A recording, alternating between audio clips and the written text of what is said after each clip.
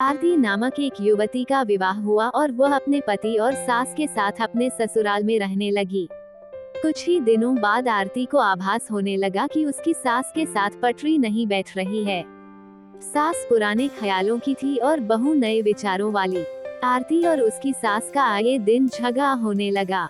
दिन बीते, महीने बीते, साल भी बीत गया, न तो सास टीका टिप्पणी करना छोड़ती और न आरती जवाब देना। हालात बद से बदतर होने लगे। आरती को अब अपनी सास से पूरी तरह नफरत हो चुकी थी। आरती के लिए उस समय स्थिति और बुरी हो जाती जब उसे भारतीय परंपराओं के अनुसार दूसरों के सामने अपनी सास को सम्मान देना पड़ता। अब वो किसी भी तरह सास से छुटकारा पाने की सोचने लगी।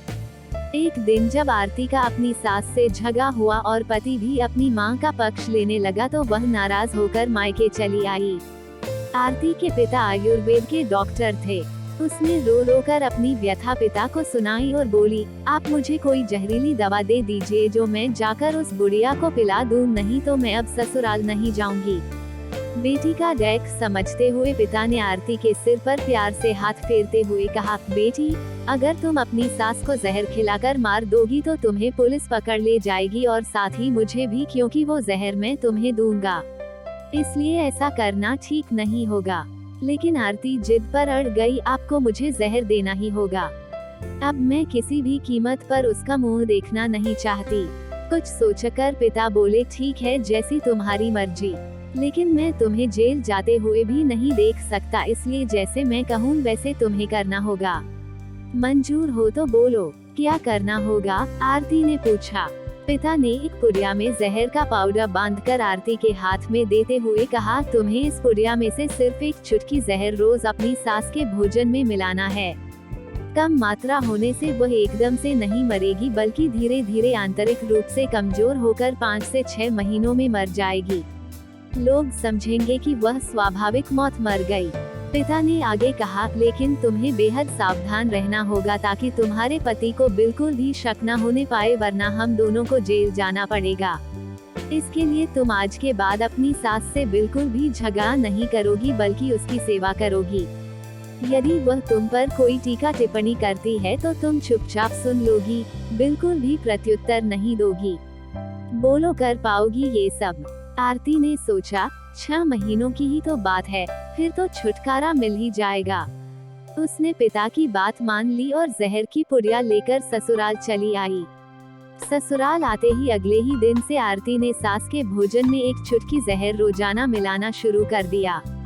साथ ही उसके प्रति अपना बर्ताव भी बदल लिया।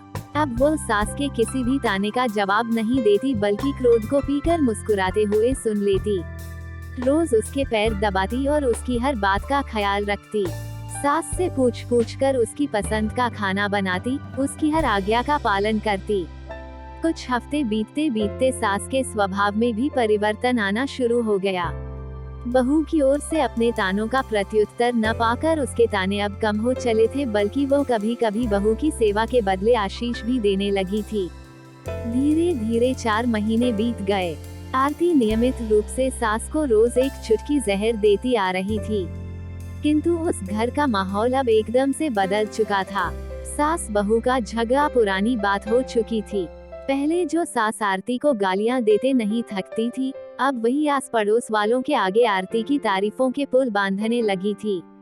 बहू को साथ बिठाकर खाना खिलाती और सोने से पहले भी जब तक बहू से 4 प्यार भरी बातें न कर ले, उसे नींद नहीं आती थी।